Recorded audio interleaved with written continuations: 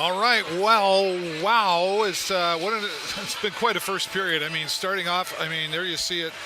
Flint Firebirds 3-0 with the first two of those goals coming very quickly in the first period. Lee, what do you see out there? It was a very slow start for the Sting.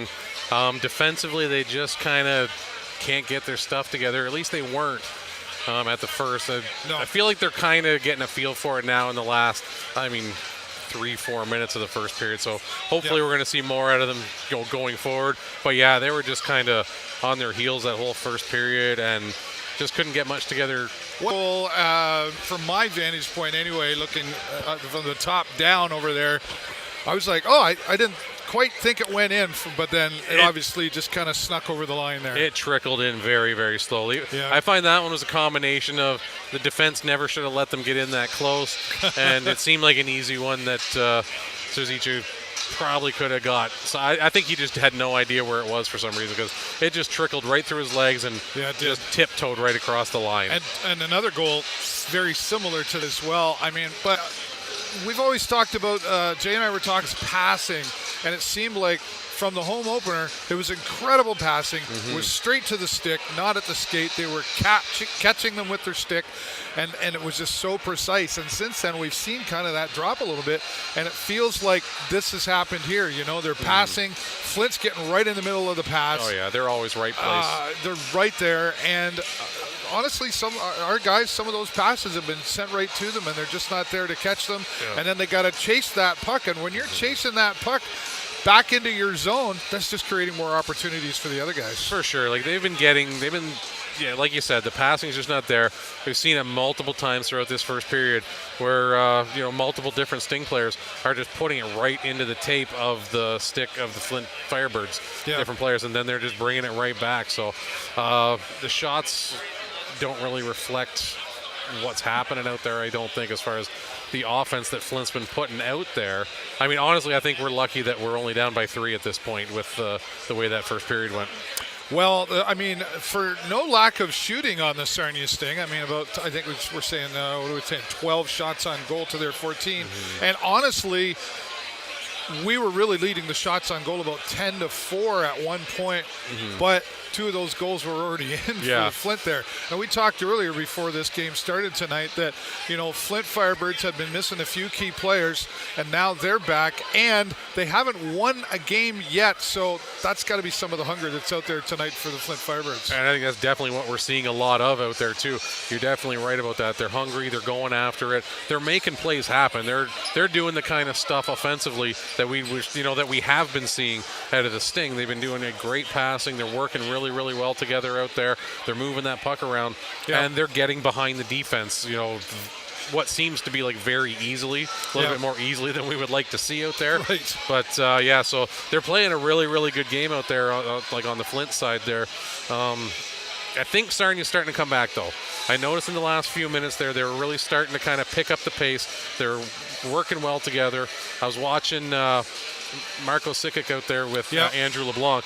Those two together, I think this year, if they keep them on the same line, we're going to see a lot of great moments produced between those two working together, because they're really kicking it up a notch out there, and you can see the difference between what's happening between those two and then what's happening with the rest of the team out there and what's happening with the other lines. Like somebody else out there that I've noticed lately too is Ryan Brown, who's been in there, and he's really seems like we're seeing a little bit more of him coming out in the plays there. He's been picking up the puck when they've been getting missed and then charging in there. But the Flint goalie is something to be complimented on as well. He's done very well stopping those opportunities. Of the few opportunities that the Sting have been able to make, they've got to get out there and make some more of those opportunities and just be a little more precise. But I do agree, did start to see it in the last few minutes of this first period.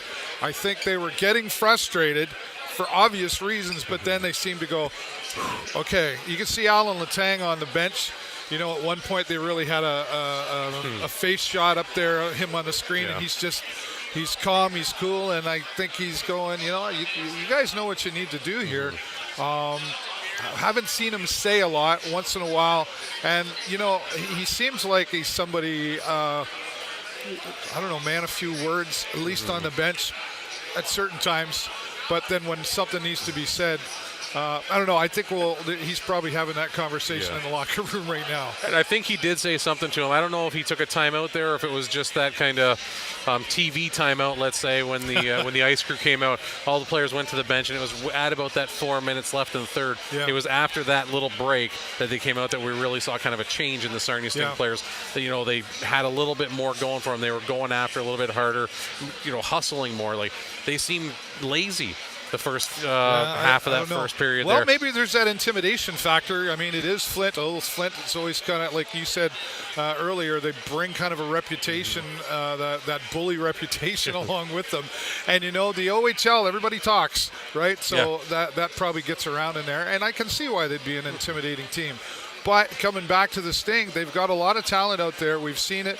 Cooper Way's been in there trying to pick things up in there as well. Lucas Fisher. He's been doing really all good, of the key players are really trying to get to where they need to be. They've just got to complete some more of those. You can see them trying to work up to a play, and then it's like, we're just not quite nobody home, right? So let's see if they can turn that around, which I think they can coming up into the second period. And Owen McDonald, he had some issues out there. He got sent off. He was probably off for about half the period. He took a mean shot to the face. And before that happened, though, I was saying, like, him and who's he paired with? Is it Fisher he's paired with tonight, I think? They were probably the best defensive pairing out there for Sarnia in that first period. Right. And to lose him there was kind of a really, they were missing him out there. You could really tell. He's back out there now.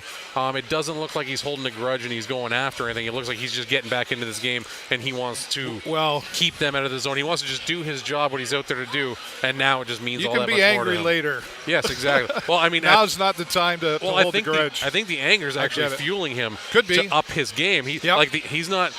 Like, you can take that anger and have something, produced bad with it and kind of do all the wrong things out there and have it fueled by that anger, or you can use that to your advantage, up your game, and that's what I was seeing Owen McDonald doing when he came back out there on the ice. Yeah. Probably after he saw that kudos pool to of his Nick own in there blood, between too. the pipes, too, because there's just a few. I mean, Flint made some beautiful shots, and then one or two that just kind of snuck in there. I mean, there's not much the goalie can do when the defense is letting them get in behind them that easily. Yep, that's right. Fair enough. All right, well, we'll see what happens. 3-0 right now.